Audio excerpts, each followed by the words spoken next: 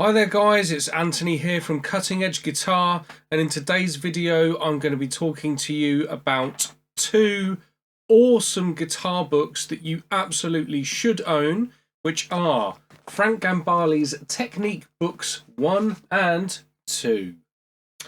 These books, although they have the title of the Technique Books, they're not actually about Frank's playing style in terms of like technique. Actually, it's slightly misleading. Frank is really well known for being the ultimate sweep picker, the godfather of the technique and all that sort of thing, but this is not what these books are about. I mean, sure, when he does an example in them, they're utilizing his sweeping method because that's the way that Frank plays, but actually these are more about harmonic approaches to soloing, and they are quite possibly the best books on this subject that I ever owned. Really helped me to start figuring out how to play over changes, or how to think when playing over changes in a kind of like a fusion sort of style. What I would say about these, I definitely would recommend all of my students to have them. Go get them. You know, anyone who's not one of my students watching this as well, go get them. These are brilliant books. But if I have to be a little bit critical of them, which I don't like being overcritical about things, you know, they're great, so go and get them. But one thing I probably would say is that the way that the material was presented, when you're in an early stage with this kind of thinking, it's a little bit hard to take it all in and then start using it. So I think with these books, what Frank is doing, he's kind of taking a chord type. Okay, so in what he basically says is that in standard or Western music theory, there are 6 chord types that you will probably find yourself soloing over in a pop, rock, jazz, blues, fusion kind of context. And for each one of those chords, Frank will then say, here are the scales that I would probably use for these chords. And then from each one of those scales, we can extract pentatonic forms, arpeggio forms, triads, and all this sort of stuff. So from going through these books, I was thinking about the chord, and then I was thinking about, as you're soloing on the chord, which one of the scales do I want to be using? And then from each one of those, I was trying to think about formulas all the time of which pentatonic should I be using? Or I can try that arpeggio, or I can do this, or I can do that. And you find that in your improvisation, or at least I found during my improvisation when trying to do things that way from reading through these books, was that what tends to happen is you're thinking so hard on what are the superimpositions that you're meant to make, or you know, what arpeggio am I going to use right now, that you're not playing in the same way that you do when you kind of just learn some shapes and you're playing through and working your way through. So how I had to reorganize this was I looked at it as fractions. So I was thinking, okay, what Frank's telling us is that you've got a 7-note scale that is applicable to your chord, and that is a scale of your choice. There's always choices. But then from that, you can use a tiered system of using, Frank doesn't talk about it actually, but you could quite obviously use it from this material. Go, okay, from those 7 notes, I could use 6-note extraction options, or I could use 5-note extraction options, or 4 notes, or 3 notes, or 2 notes. And I started looking at this, and I thought, do you know what? It's like a pyramid tiering system. So 7-note to 6, 5, 4, 3, 2, whatever.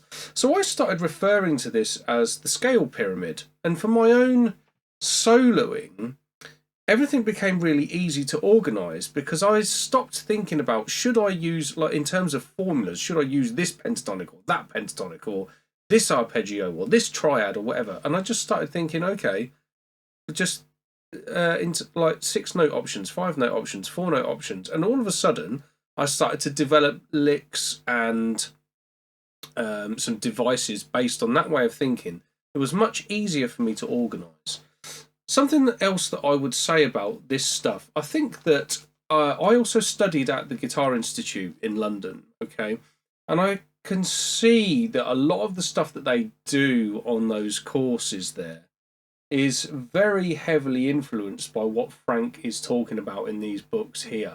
There's lots of stuff on the improvisation courses where you're talking about superimposition, or there'll be, one of the things that's really cool about studying at a place like that is you're always got a phenomenal world-class tutor giving you a lesson. Quite often they'll be like, okay, here's what you've got for this week's lesson, but what I want to do is I just want to talk to you about how I do things, which is really cool. So I used to take pencil and all the rest of it. I was scrawling over my coursework all the time. What are the ideas that I'm going to get from Dario? What are the ideas I'm going to get from Gianluca or from Martin or from Chris Newland or Jay Stapler? World-class guitar players all the time. And I'm always, if I go back over my course material now, I see these formulas like, over an altered dominant chord, play this arpeggio, I don't know, but there's so many options. But I've got all these things written out, and I'm thinking, how on earth do they remember all of this stuff? And then when I got to the point, I was like, do you know what? If you just know your scale and then use that pyramid tiering system of all the things that are in it, it's kind of an amalgamation of what's in Frank's books, what I did at the Guitar Institute, and what I've had with various other teachers over the years. And like I say, I was able to organise it into this thing that makes sense to me, that I call the scale pyramid, which is now how I teach it to my one-to-one students or how I teach it on my courses. And it seems to make a bit more sense to people. Now, like I say, I'm not saying that there's anything wrong with these books. I was just saying that it was a little bit difficult for me to start grasping the idea and then implement it. But when I found my own way to take this material and put it into something that really made sense to me, it is ultra, ultra powerful. So I would say these books should be in absolutely every aspiring lead guitarist's arsenal of tuition material. They're super enlightening. Frank's a great teacher as well as a great player. Alongside listening to his albums, these were a huge influence on the way that I play, but then also the way that I teach, because this guy genuinely knows the score. Perhaps another thing, if we're going to be critical, and I don't want to be, but we're going to have to be, I suppose, because that's life, is that because of how Frank is with his lead style, everything is based around that economy playing, economy style sweep picking and all that sort of thing. And I'm personally a player who likes to use a lot more than just that sort of thing. So trying to, when you take what's in this book, there isn't an obvious way to use a legato approach or an alternate picking approach, or if you want to play some tapping things. But what you can do is you take the concept and then invent your own ideas. Now that's something that I do think is really good for tuition material. If the material is always completely spoon feeding you, you don't have to come up with your own ideas. You don't have to think. So with this, when Frank's talking about an arpeggio superimposition, if it's something that you like, but you don't want to use sweep picking, cool, find a way to tap it, and then you might end up sounding a bit more like Greg Howe or Guthrie Govan than Frank Gambale, which is interesting and cool.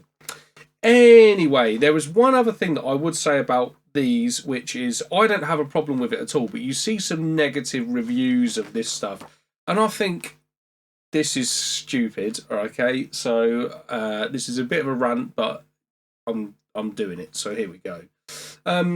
Obviously, these books are quite old, so you'll have the front cover's not very pretty. Why does that matter? Just shut up, it doesn't matter. The other thing is, when you look inside it, there will always be somebody who wants to comment on the fact that the layout isn't industry standard, so to speak. There's a lot of things that maybe look a little bit handwritten. The line spacing might not be ideal, or every now and then there might be a comma that's not in the right place or something like that. I mean, you see these sorts of reviews on Amazon and all the rest of it. And I'm just like, do you know what? What's that got to do with the content? Nothing.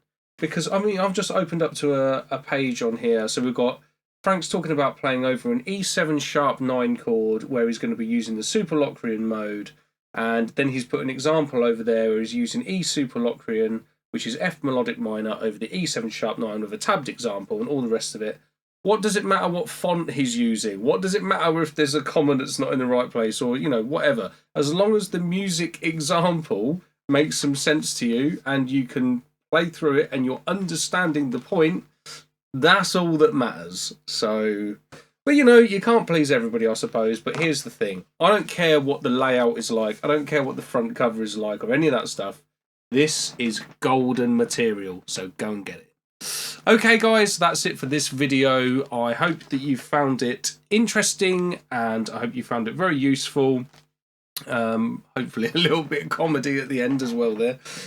Please do give the video a like if you've enjoyed it. Share it to anyone who you think might benefit from my words of wisdom on this and probably need to see what these books are about.